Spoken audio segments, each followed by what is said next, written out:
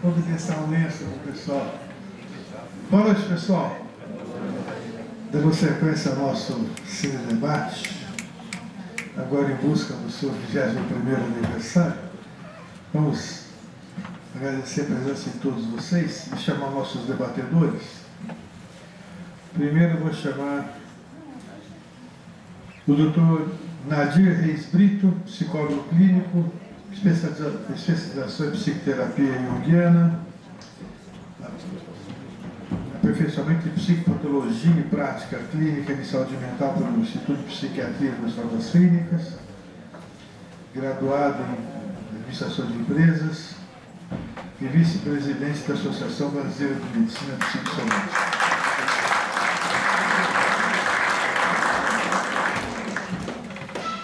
Doutora Tânia Maria José Aiello Weisberg,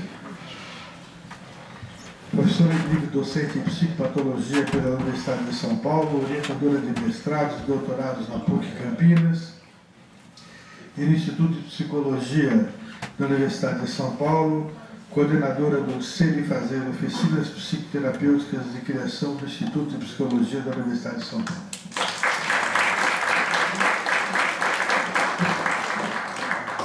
Ambos já debateram aqui e foram solicitados pela plateia para que voltassem. Aqui no programa disse que o Brito fala primeiro, mas eu vou passar para a Tânia primeiro. Primeiras damas.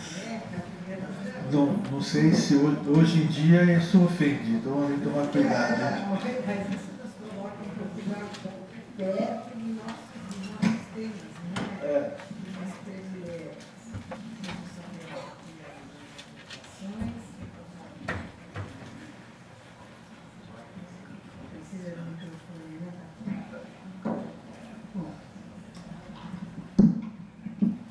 Começo agradecendo mais uma vez o convite, porque é sempre um grande prazer estar participando.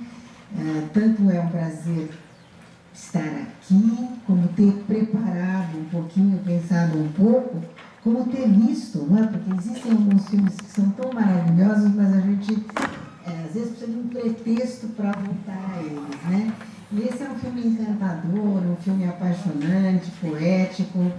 Então, eu fiquei muito satisfeita e motivada. Nós temos 10 minutos, então a gente tem que forçosamente escolher, não é, algum recorte para estar falando, né? A gente viu que esse filme está situado historicamente na década de 60, num período em que a Guerra do Vietnã corria firme e forte, né, os Estados Unidos enviando uma quantidade incrível de jovens, e a gente sabe quantos faleceram na guerra, morreram na guerra, e quantos ficaram com sequelas físicas, psicológicas, e é esse o momento em que o filme é feito.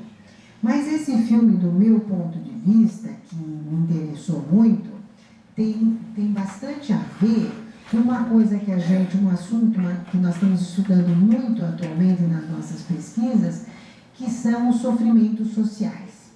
Sofrimentos sociais é um conceito que tem sido usado na psicopatologia psicanalítica contemporânea para falar de situações que são socialmente determinadas e exercem forte impacto na subjetividade das pessoas. No caso aqui, eu tenho muitas vezes vindo, né, falar de filmes em que eu abordo bastante a questão do feminino.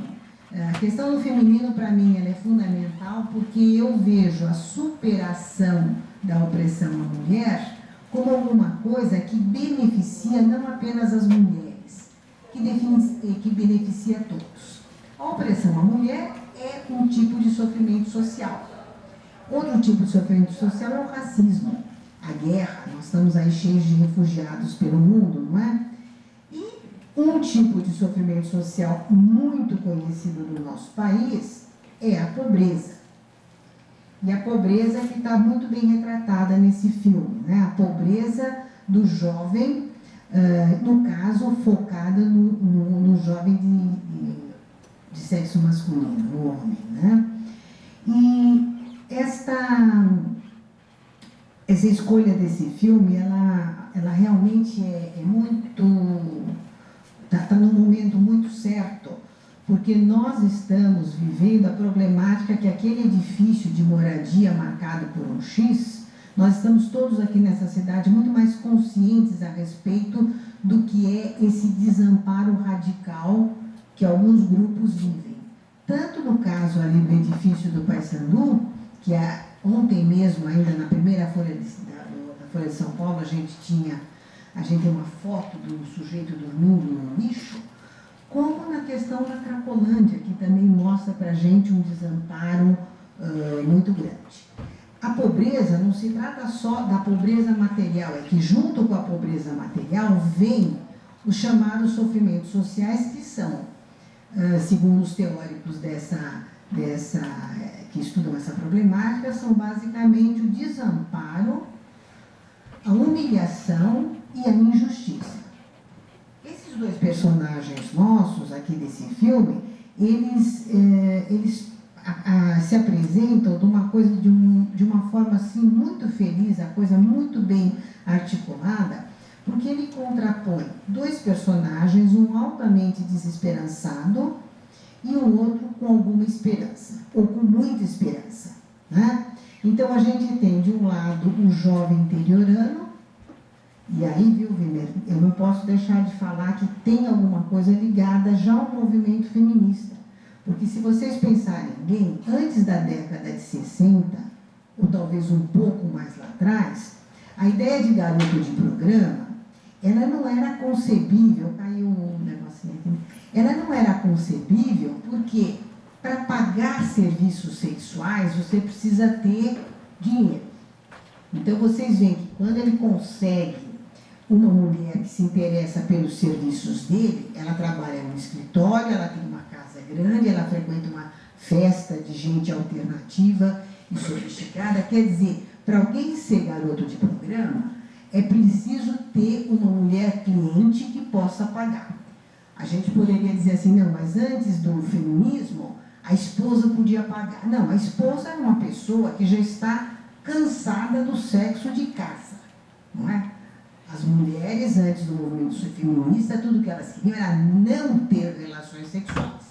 Aquelas famosas piadas que a pessoa ficava olhando o teto para ver se a lâmpada precisava lá limpar a lâmpada para terminar logo.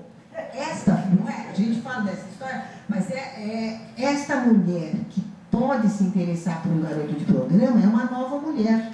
É uma executiva que tem dinheiro, no mínimo, né, para pagar.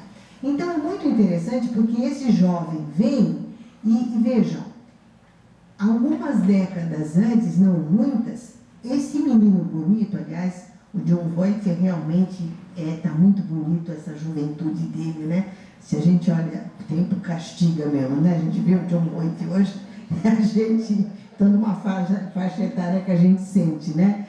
Então, mas ele, um pouco tempo antes, no máximo, ele teria pensado numa carreira como cafetão, não é? Ele teria pensado em usar o seu poder, né, o seu poder de sedução para escravizar algumas mulheres que trabalhariam como prostitutas, porque os homens sempre tiveram mais dinheiro na mão para pagar a prostituta. Então, esse jovem também tem a ver com essa mudança cultural. A gente tem meio oniricamente dada qual é a condição desse rapaz, né? Quer dizer, ele é abandonado por uma mãe que, pelo jeito, é uma profissional do sexo. A gente vê, aliás, no filme ele é tão, com insinuações sutis, ele diz, né? Com pouca coisa ele diz muito. Então, uma profissional do sexo, com um quadril, um avantajado, deixa lá com a avó que tem profissão, mas tem vida sexual livre, né? Uma avó que estimula a vaidade dele como homem, né? Então, ele tem, são insinuados para nós os elementos que fazem dele um sujeito narcisista que quer, vamos dizer assim, fazer, através dos seus encantos, conseguir ganhar dinheiro. Só que ele, vestido de cowboy, é o perfeito otário na cidade grande, que atrai o malandro. O malandro, que é o cara que, desesperançoso, decidiu ser ladrão, furtar, porque não quer ser engraxate como o pai e morrer com a mão cheia de graxa. Esse personagem faz muito a gente que trabalha com Winnicott pensar na teoria da tendência antissocial. O Winnicott fala que o furto está muito ligado a uma sensação de que a sociedade deve. Então o sujeito subtrai porque ele acha que ele já foi lesado. Então ele, como ele diz, eu não vou pagar por uma aspirina se eu posso roubar, né? Mas este italiano, né, esse descendente de italianos, ele, na sua desesperança, depois de aplicar o golpe, tem uma coisa, vocês sabem, as críticas falaram muito, insinuaram muito, porque até tem elementos para falar de uma coisa gay entre os dois.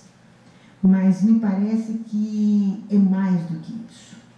Eu até consideraria irrelevante se ocorreu ou não carícia sexual entre essas duas pessoas.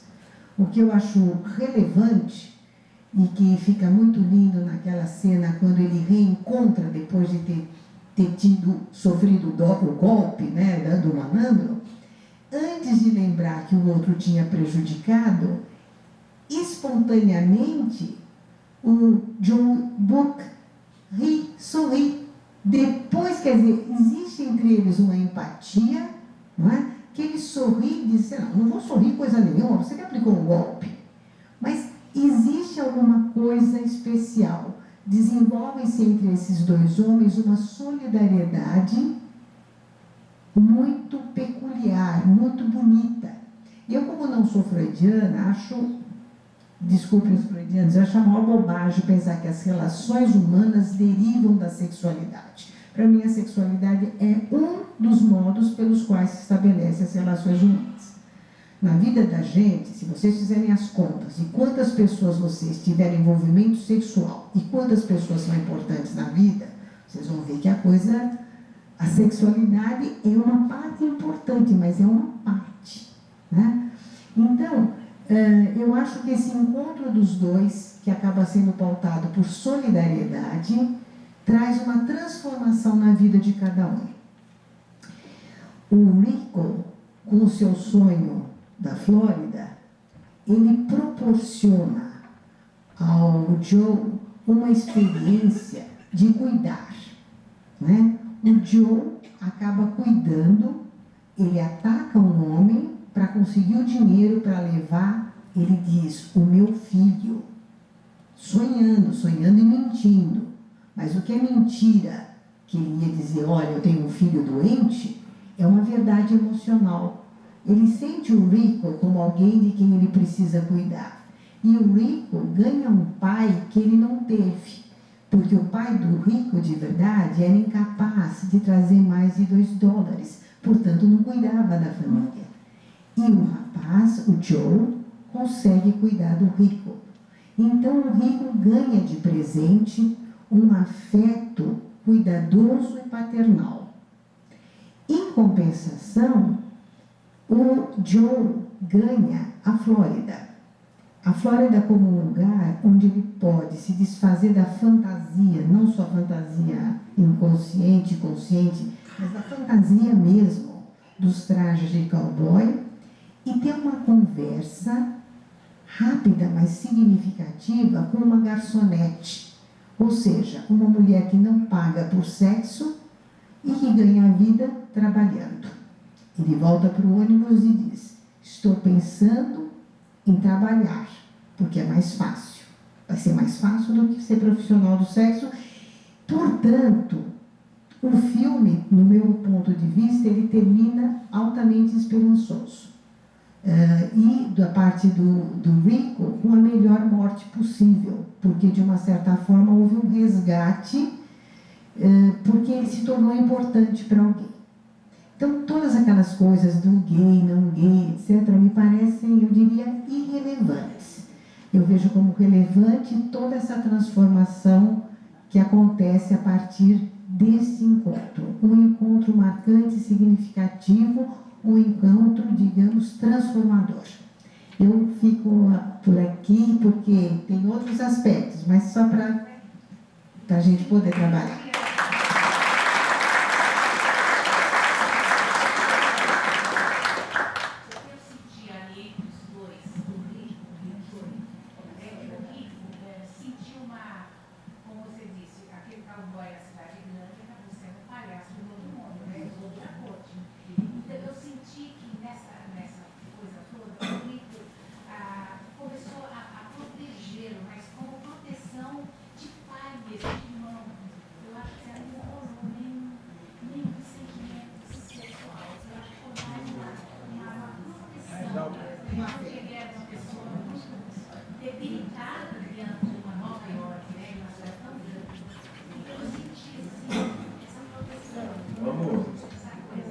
Legal.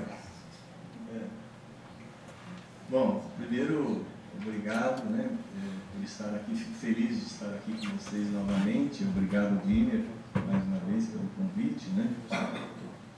E eu, como psicólogo junguiano, eu também vou tentar fazer uma pincelada, apenas um olhar da psicologia, sem muito aprofundamento, né? Mas a gente poderia dizer que realmente, como diz o Jung, os opostos se atraem, né?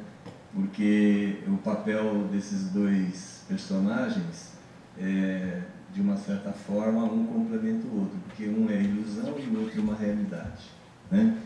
Mas eu queria até vim pensando no caminho, comentando com a minha esposa, que hoje me acompanha, que o Wiener, ele tem me surpreendido aqui com esses convites e os temas que ele me coloca, né? Eu ando meio desconfiado se ele está querendo revelar um pouco a minha história. Eu já tinha dito isso anteriormente e não vou negar que esse filme aí ele chegou bem perto. Tem uma coisa aqui só para ilustrar, né, que olhando sobre o olhar do cineasta, né, algumas características, uma coisa muito legal, né? Dá para ver que os dois atores se desdobram na interpretação assim com uma riqueza, né, muito forte. O Hoffman, para caracterizar que ele é coxo, que ele é manco, ele tinha pedras colocadas dentro do sapato, né, para que ele pudesse realmente não correr o risco de uma hora andar corretamente. Então achei muito interessante isso. Uma outra coisa que me chamou a atenção na crítica, e todos nós também acho que observamos, né, é que o tema é muito atual, né? Só que a gente não pode esquecer que ele estava se dando em 1969, né? Tratando de temas que até hoje é permeado aí por muito preconceito, permeado por muitas, né, muitas críticas, muitas controvérsias, né? Tanto é que ele foi, uma outra característica, esse filme foi censurado em 1969 e foi classificado até como uma linguagem chula e por trazer temas como a prostituição, a homossexualidade, né, que chocaram a época, né? Então, realmente, assim, uma coisa interessante só sobre esse aspecto.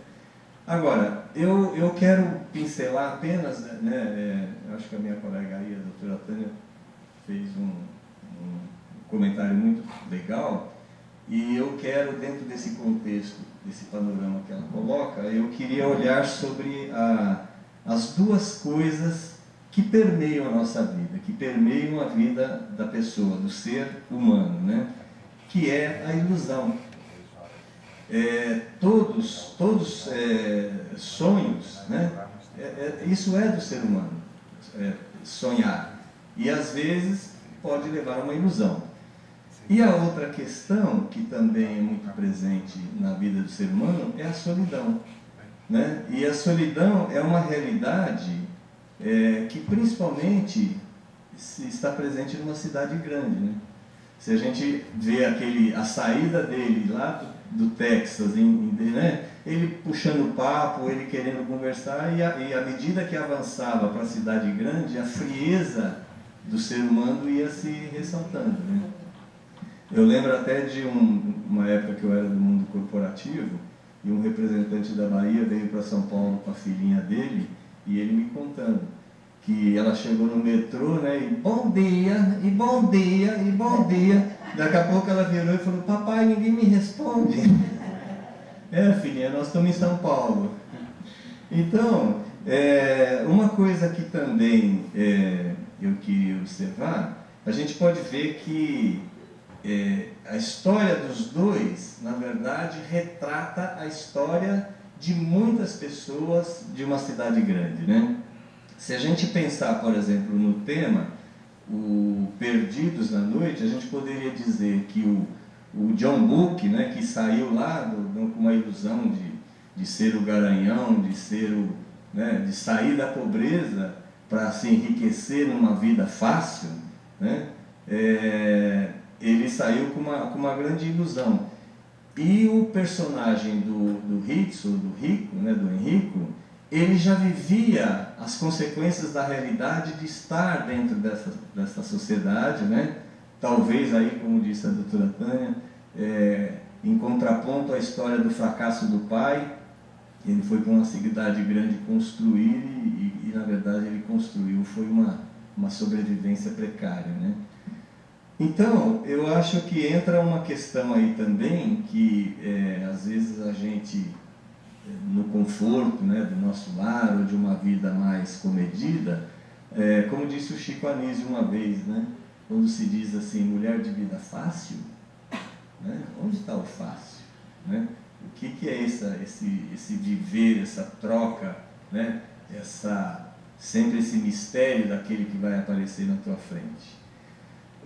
Uma outra coisa também, né, que essa ilusão que levou, né, o cowboy do Texas, ele foi lá com a proposta de engolir, né, de ser o grande garanhão, e a primeira experiência dele, na verdade, ele foi engolido, né?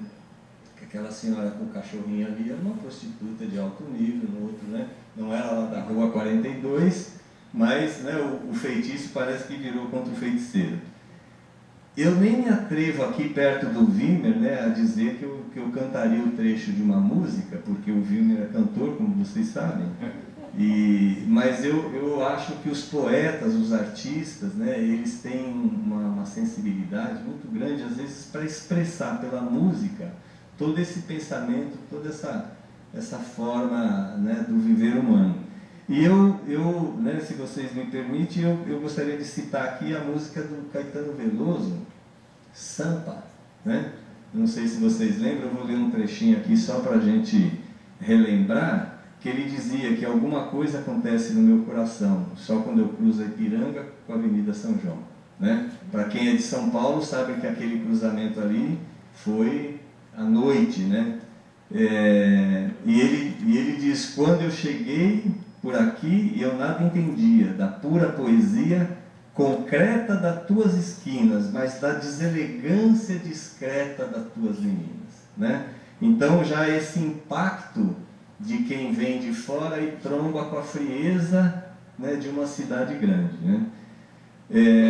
E outra coisa interessante que essa música dele, ela faz exatamente essa passagem, que a gente tem a ilusão do som, que vai ser um sonho de alguma forma, né? Cada um pode ser um sonho que se realiza, pode ser apenas ficar na ilusão, mas também pode ser transformado numa realidade.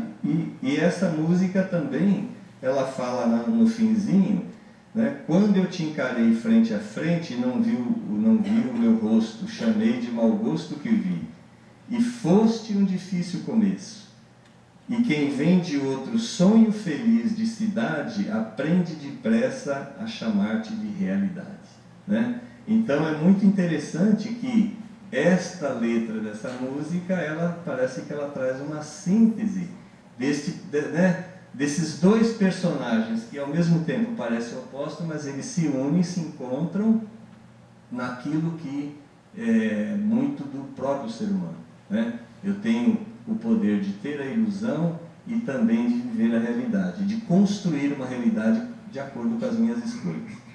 E um outro aspecto também que eu achei muito interessante no personagem do Hoffman, que ele realmente ele é a personificação do fracasso, né? da solidão e dessa experiência da vivência na cidade grande. E aí que entra a questão, né? Uma hora ele vai escolher aplicar golpes, outra hora ele vai buscar prostituição, como o amigo dele veio fazer, e aí é que ele vai acabando e encontrando a solidão. Agora, tudo isso começa numa busca de uma realização, né? De um sonho. Todos nós temos um sonho, ou às vezes de um grande amor também, né? O que leva, esse tema desse filme também é muito interessante, Perdidos na Noite, né? O que leva então a pessoa para a noite, né? Porque às vezes, uma vez até uma pessoa falou uma frase muito interessante, né? A noite despeja aquilo que ela esconde durante o dia. Então, quando a gente olha para esse filme e vê algumas coisas que aconteceram, alguns ambientes, né? Não é muito comum. Isso está meio camuflado, meio escondido durante o dia, né?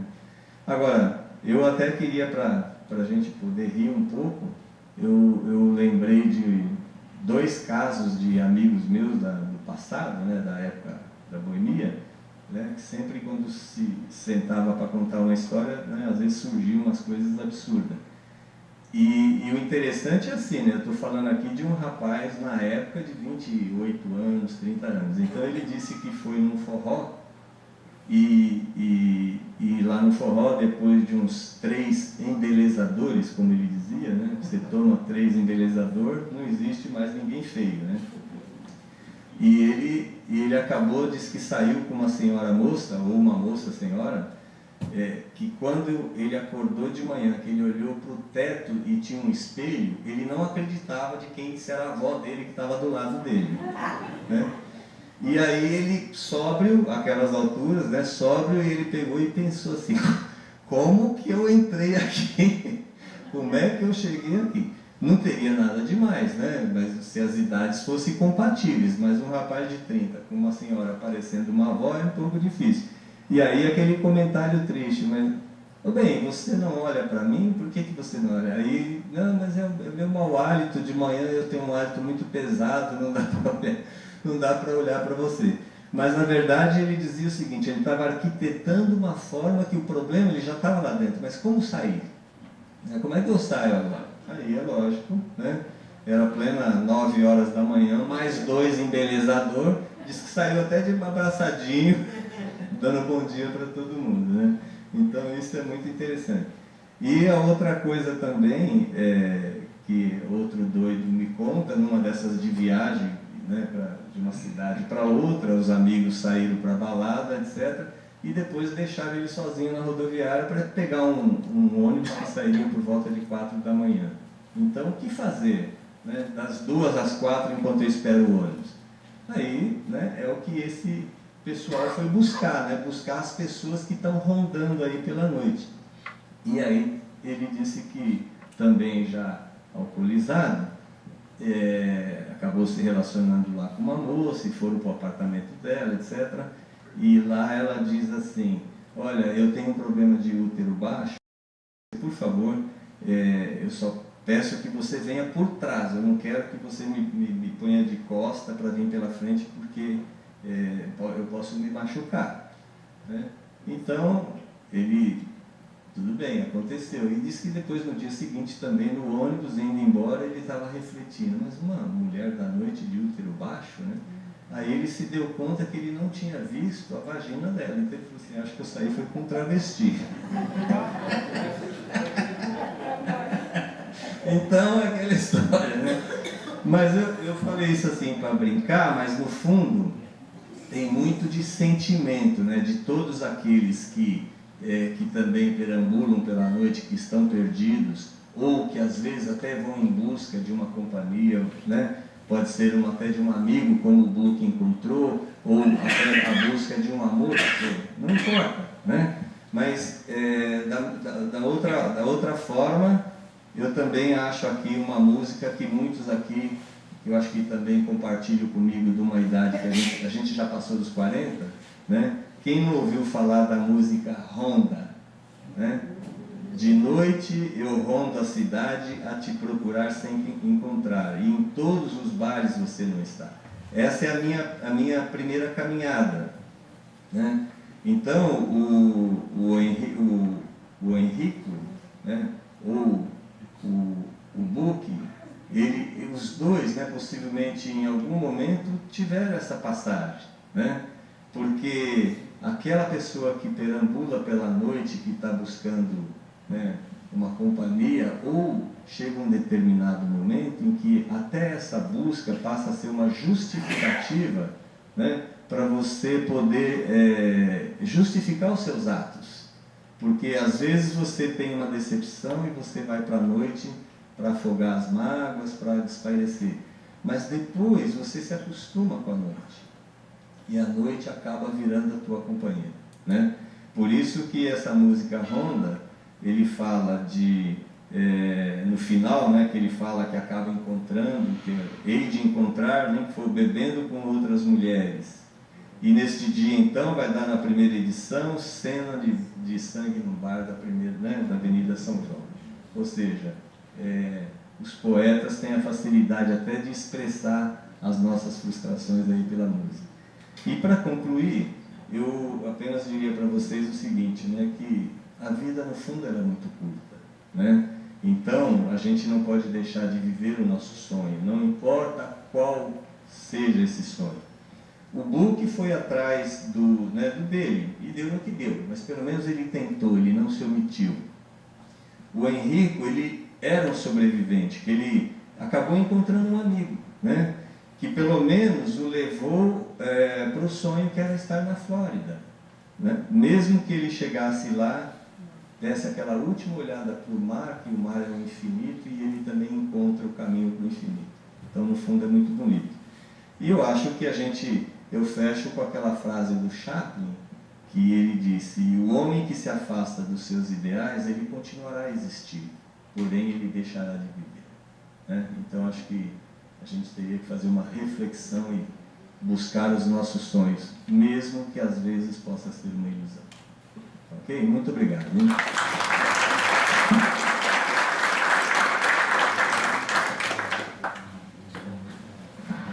Bom, quando eu escolhi esse filme para trazer para o debate, eu escolhi principalmente porque a trilha sonora é inesquecível, né? E o enredo do filme é muito interessante. É um filme que tem 7 indicações para Oscar, ganhou 3, ganhou prêmios no Festival de Berlim, em vários festivais mundiais, como melhor filme, melhor roteiro adaptado, os atores foram indicados para Oscars. É um filme extremamente premiado, numa época em que havia uma grande mudança na sociedade no aspecto do comportamento sexual, no auge da entrada das drogas na sociedade, né? Porque o auge está aqui hoje, né? Mas o fato é que é uma época do psicodélico, aquela festa em Nova York era uma característica de um momento da história, era um momento da questão da contracultura, era um momento conturbado em termos de mudanças de forma de ver o mundo e assim por diante. O filme foi arrojado, foi censurado, como ele falou, também porque ele apresenta um nu masculino, né? Aparece o homem nu de costa ali, coisa e tal. Então o filme realmente ele chocava para a época, mas foi um sucesso de crítica e um sucesso de público, né? É um filme marcante e para alguns é um dos grandes filmes da década de 60. Tem aqui, nós temos a história de 2 personagens. Eu diria que esse filme é ele tem uma dualidade nessa questão da ilusão e da desilusão e como as pessoas lidam com a desilusão. A gente poderia falar que o Joe Book é um sonhador e o rico seria uma pessoa extremamente realista, mas eu não concordo com isso. Acho que o rico também é um sonhador, um sonhador que ele foge ele é muito realista no sentido do lado ruim da vida, do lado sombra da vida, né? Mas ele é um sonhador, ele sonha que vai encontrar soluções e que vai para a Flórida, etc. Também é um sonhador. Então ele lida muito mal, na verdade, com a realidade. Ele lidou mal com a realidade que viveu com o pai, não cita coisas de mãe, parece que não vi citação de mãe aqui. Então ele lida mal com toda a realidade que ele viveu. E o pai, como suja de graxa, ou etc., mas era uma pessoa que teve a sua história, fez a sua vida, né?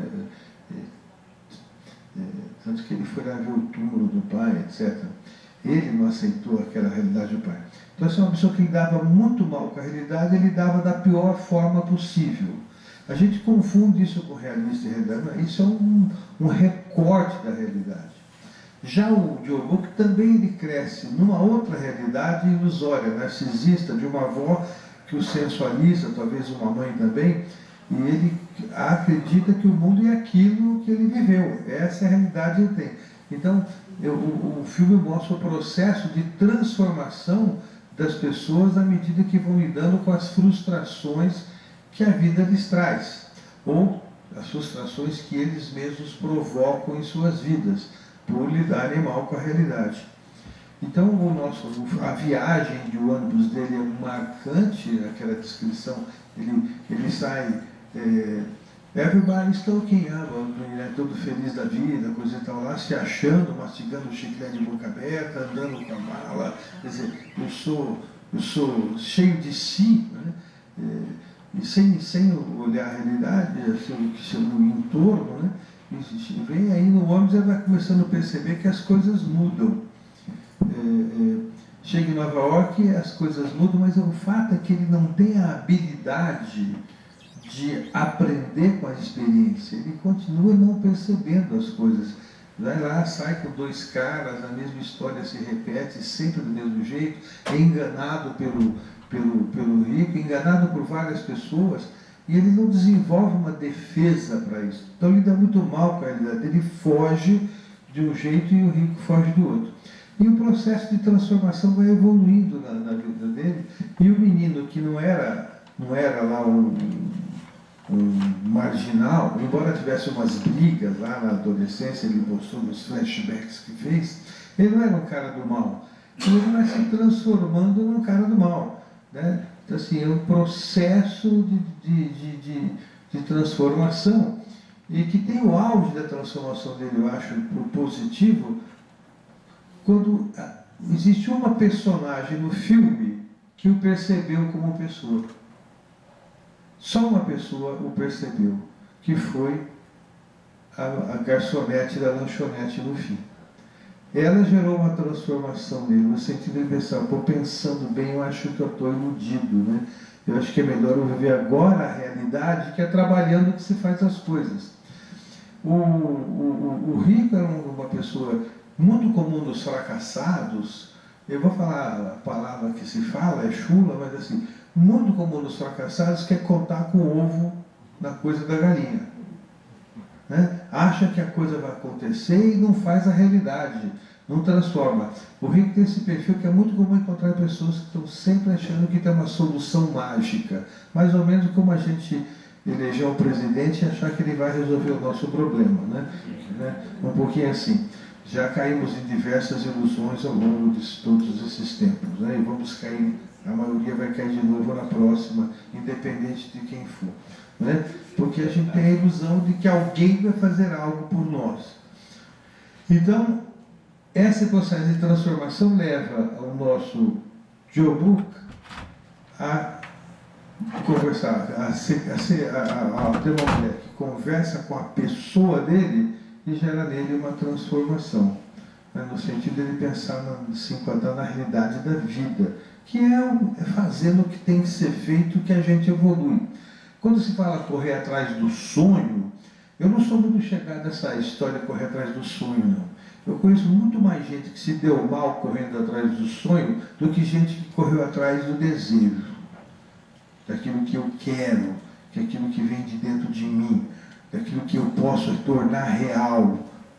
Correr atrás do sonho, a maioria se dá mal, porque quando acorda, sai da ilusão e descobre a desilusão, que aliás é uma coisa muito doída na nossa vida, e a matriz da desilusão é a ilusão. Só há desilusão porque há ilusão. Se não há ilusão, não há desilusão. Mas se há desejo e comprometimento, a gente alcança os nossos objetivos, desde que sejam nossos objetivos, os nossos desejos. Isso, o filme nos permite essa reflexão e a gente vai entender o que o Joe Book procurava na vida. Ele procurava sexo fácil, procurava ganhar dinheiro.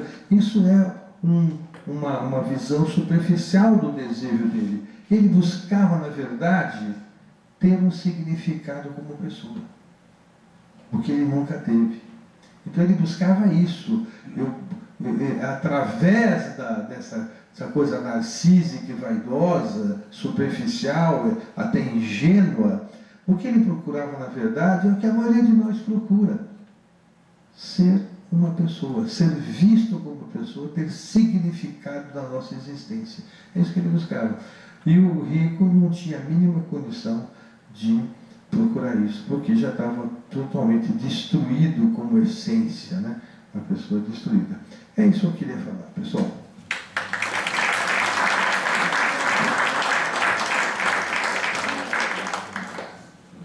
Vamos abrir para os debates, então? Quem quiser fazer algum comentário, alguma pergunta? Vamos lá.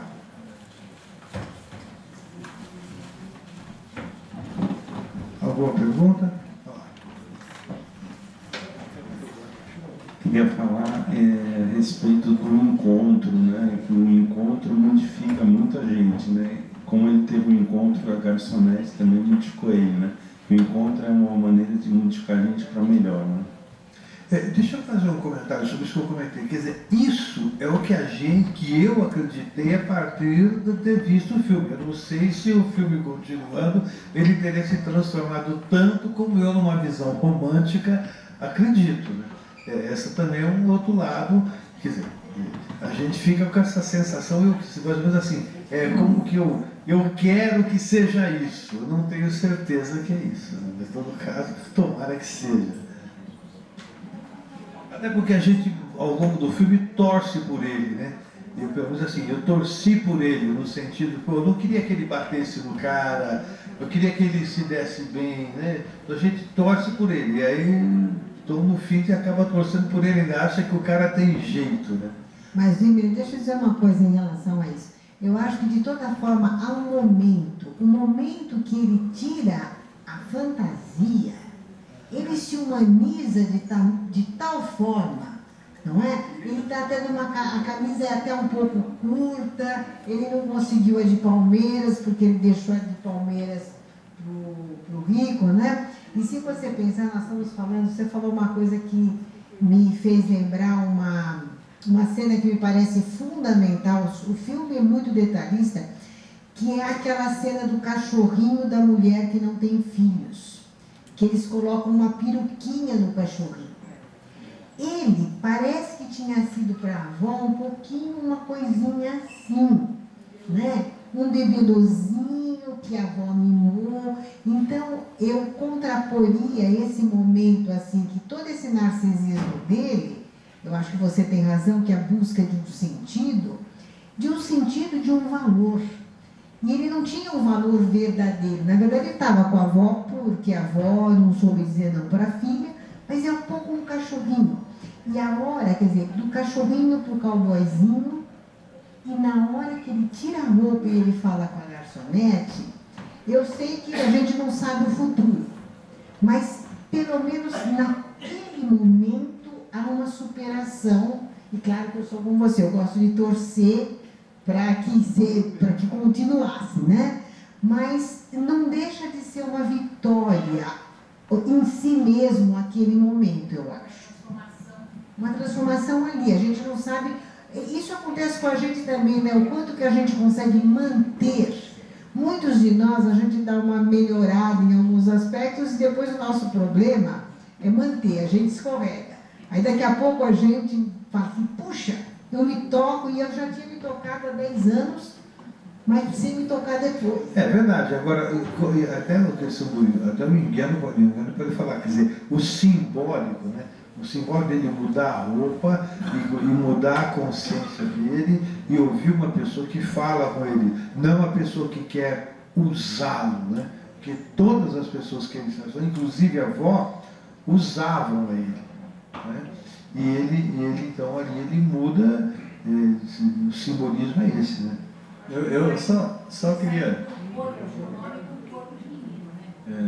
Eu queria só falar uma coisa que o Wimmer falou agora do simbólico, que também é muito interessante, é que esse filme realmente teve a felicidade de mostrar. Primeiro, ele era um rapaz puro, né? Ele é bonzinho, tanto é que nos piores momentos o lado bom dele está presente.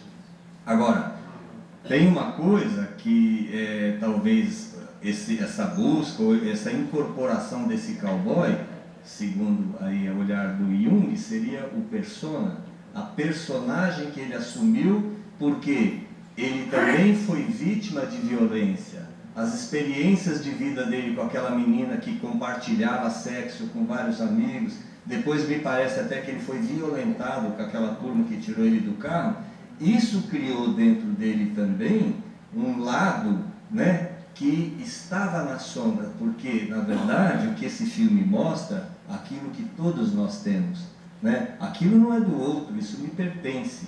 Quando eu olho para o outro e acuso o outro, eu tenho que olhar o que eu estou querendo fugir de que está dentro de mim, que eu estou projetando no outro, né? Então, essa é uma outra questão também. O filme permite isso. Ao longo dos personagens... Tanto é que naquela festa psicodélica que o Vini acabou observando, ali é a imersão do lado sombrio de tanta gente, né? Que os perdidos na noite parece que encontram um recanto onde vira aquela orgia, vira aquela coisa que extrapola um pouco a realidade, né? Acho que tem isso também. Boa noite. Na fala de vocês três, tem a questão do sonho. Todos mencionaram a questão do sonho. Todos mencionaram a questão do sonho. Será que nós estamos chamando várias coisas de uma coisa só? Existem sonhos realizáveis, sonhos irrealizáveis, sonhos ingênuos, sonhos com pé na realidade. E como avaliar do que se tratam os sonhos? Às vezes eu brinco dizendo assim, se há 30 anos atrás aparecesse no meu consultório o Luiz Luz e dissesse, eu vou fundar um partido, eu sou semi-analfabeto, eu vou ser presidente da República daqui a 8 anos e depois disso eu vou estar na cadeia, eu ia achar que estava diante de um psicótico e não de alguém que estivesse falando de uma realidade de Vamos tomar cuidado, vamos em frente. É isso. De uma forma, eu faço uma diferenciação seguinte, é desejo. Essa pessoa tinha um desejo. Quando ele entrou no sonho, fez as bobagens que fez. O desejo é uma coisa que nós conseguimos realizar. O sonho, geralmente, é uma compensação, uma negação, até porque na nossa cultura, falar em desejo é mais ou menos proibido. A concepção religiosa, a concepção moralista, coloca desejo como uma coisa, digamos assim, eu posso ter sonhos, mas não posso ter desejos. Então eu tenho eu falo isso, quer dizer, não conheço nenhum autor que fale isso, mas eu diferencio muito bem isso. Todos nós temos desejos, temos direito. Aquilo que é desejo nosso, não reativo, não desejo de mostrar para o outro, ou provar para o outro, coisa assim, a gente realiza. Agora, o que é desejo para provar para o outro, para mostrar para o outro, por mais que eu realize, nunca vai dar certo. Por quê? Porque quando eu provo para o outro fala, mas também não adiantou nada. Então, essa coisa de desejo, provar e fazer para mostrar, é bem diferente da minha concepção. No caso, por exemplo, vou pegar o Lula, não vou falar aqui numa visão política, mas porque eu não quero partidarizar nada aqui, etc., mas no lugar do Lula, eu tenho claro que ele fez isso para provar que ele era competente e capaz. Quando ele fez para provar, ele conseguiu provar para a maioria da população hoje que ele não é o que ele queria ser. Né? Porque saiu do real e foi para o sonho. Mas, Wimmer, só acrescentar só uma coisinha que eu achei legal. Você foi muito objetivo, que você já foi direto no âmago da interpretação. Mas se a gente, né, para completar o que o senhor levantou ali, porque a palavra sonho, ela também é um pouco abstrata, né? Mas se nós pegarmos a partir de Freud, sonho nada mais é do que a manifestação inconsciente de um desejo. Né? Então, a gente projeta isso também.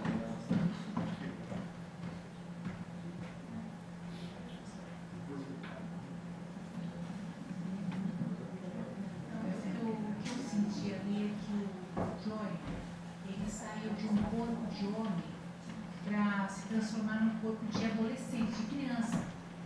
E de repente ele acordou, não é bem por aí. Eu senti, quando ele se olhava no espelho, mostrava o físico, aquela coisa toda, era de um macho, de um homem. Aí de repente ele, ali na hora da garçonete, ele caiu na real. Puxa, não sou nada disso, sou realmente de carne e osso, sou um adolescente, estou começando agora. Agora vou começar a minha vida, né?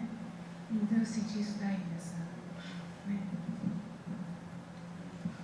Descobriu que é um ser. Exatamente, é um ser. Eu peço licença ao doutor Nadir de pedir a opinião dele sobre se, além do senhor ter citado Vanzolini, Caetano, o senhor não poderia também incluir o Plínio Marcos, com a sua peça mais famosa, e complementando e tratando de um outro assunto,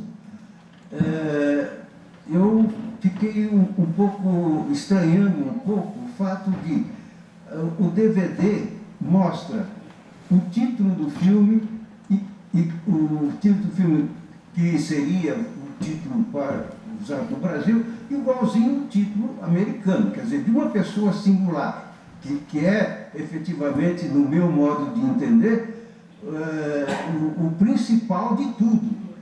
E no Brasil já acrescentamos um plural aí, o Perdidos. Muito obrigado. Interessante.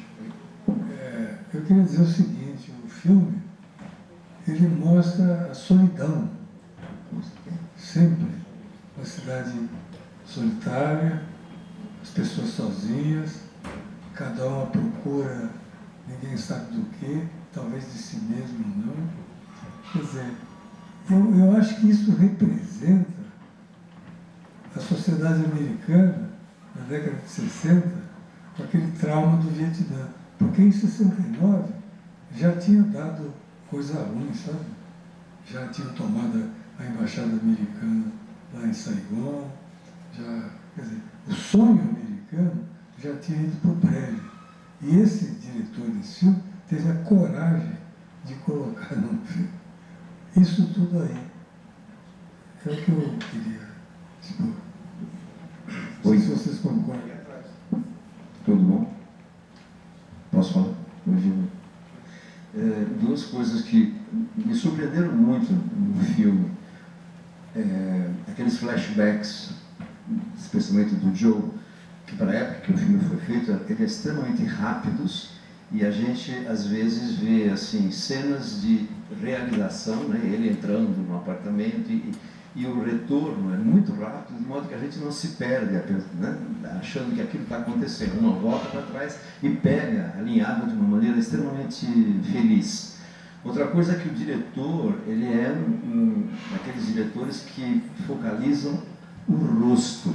Acho que a grande parte do filme pega o rosto dos dois. E ele trabalhou, o John Voight, eu já tinha visto esse filme há muito tempo, mas agora eu prestei mais atenção, tanto nele quanto no Dustin Hoffman. Ele expressa com com perfeição todos os sentimentos naquele momento ali. E isso quer dizer, é um diretor de expressão facial, é uma coisa fantástica. E a última coisa, doutor Nadir, não sei se o senhor reparou, o senhor comparou duas canções, Paulo Vanzolini com Ronda e Sampa do Caetano. Quando o Caetano chegou em São Paulo, ele achava que Ronda era a melhor descrição da Paulicéia desvairada que ele conheceu, não é? Tanto que a frase musical que dá a introdução para Sampa é assim: tan tan tan tan tan tan tan tan tan tan, alguma coisa acontece. E essa frase inicial é exatamente a frase final de Ronda, né? Cena de sangue no bar na Avenida São João. Então ele homenageou o Vanzolini, não é? Nessa introdução. E no final também, porque no final, quando ele diz assim: e novos baianos te podem curtir numa boa, é a mesma frase musical. E curiosamente, essa semana eu estava vendo uma análise do Ronda de um amigo meu no Facebook, e aí uma pessoa entrou e disse assim, falando sobre as interpretações, né, de Ronda, a primeira delas foi Inesita Barroso, era o lado B da moda da pinga, o Ronda, né, o Inesita. Mais tarde, a gravação que eu considero talvez a melhor é da Márcia, que é mulher do Silvio Luiz, aquele comentarista meio chato de futebol, mas também há interpretações de Fagner e de Maria Bethânia. E